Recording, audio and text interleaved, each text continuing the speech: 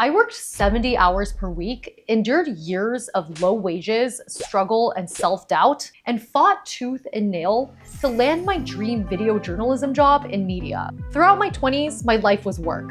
Places like New York City, San Francisco. As a digital video journalist at CNBC, I was a reporter, host, writer, shooter, and editor, specializing in videos 10 minutes and up, and primarily covering personal finance and entrepreneurship. It was the most gratifying thing to me when people I grew up with, whom I hadn't spoken to in so many years, would reach out to me and say, "Oh my God, I saw you in this video." Since my early 20s, I always envisioned myself as an on-camera video journalist because it perfectly suited my love of storytelling, communication, and my outgoing personality. How does living here compare with the US? It's not complicated.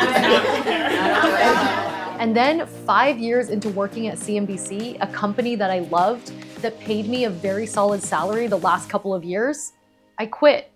2 years later, I'm having a very hard time finding a job as great as the one that I had. But quitting is still one of the best decisions I ever made, and I'm a much better person for it.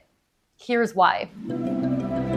After quitting, I fulfilled a personal dream of traveling the world and explored 18 countries across South America and Asia in 18 months. During that time, I unlearned two very toxic mentalities that had become cemented in my psyche during the last decade of trying to make it in my field.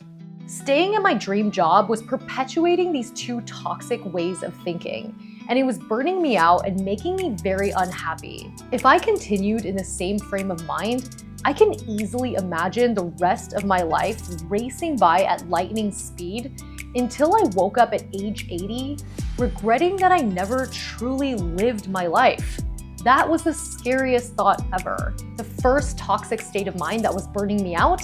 I need recognition and glory to compensate for my insecurities and lack of self-worth. In my early 20s, I remember feeling so worthless when I was rejected in a romantic relationship. And I thought to myself, well, one day you're going to see me on TV and regret the way that you dismissed me. That's how you're finally going to see my value. The way I handled rejection just shows that I didn't see myself as having any inherent value aside from career success and public recognition.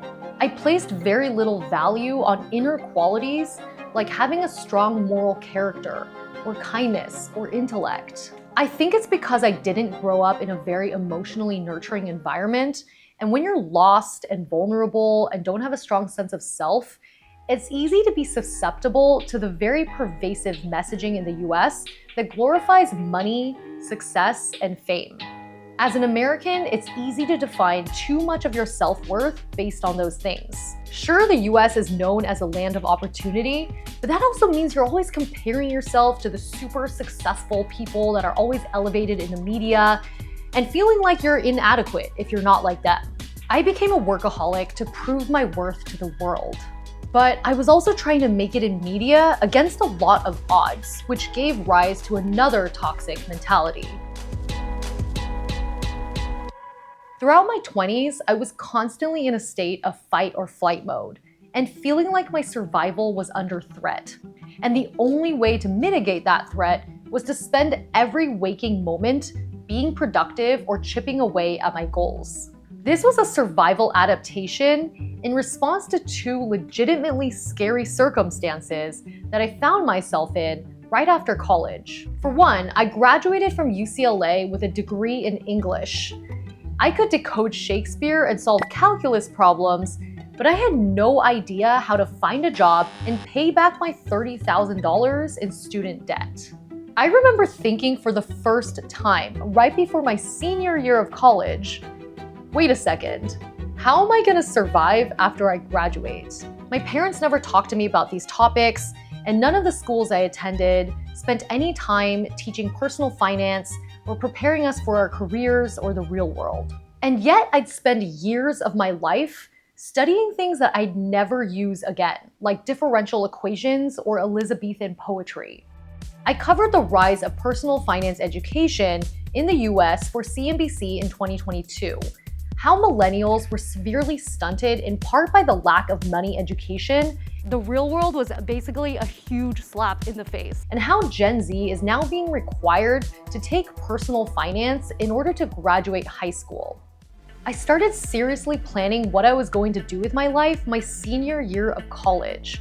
Only by then, it was too little too late. I last minute chose journalism, but wasted years I could have spent learning, networking, and interning.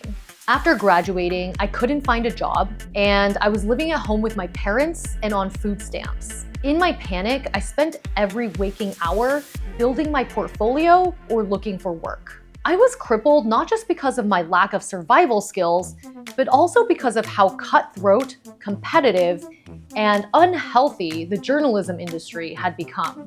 It's no secret that internet companies like Craigslist, Google, Facebook, and Instagram have sucked up a lot of the ad revenue, leaving media companies fighting for a smaller and smaller share of the pie. That's meant a lot of lost journalism jobs and a lot of competition for very few meaningful and decently paid jobs. I was determined to make it despite the odds, for passion, purpose, and for recognition. But that just meant I felt I needed to be working every waking moment to survive and to succeed. Eventually, I did succeed, but the thought patterns that got me there stayed with me, and I couldn't stop being an anxious mess of a workaholic, even though I didn't need to be anymore. And what was the point of being successful if I wasn't happy? I had to quit my job in order to learn to be happy. And yes, I think happiness is something that's learned. And it's a skill that's very underrated that I had abandoned in my quest for success. And learning to be happy is why quitting my dream job to travel the world is one of the best decisions I ever made.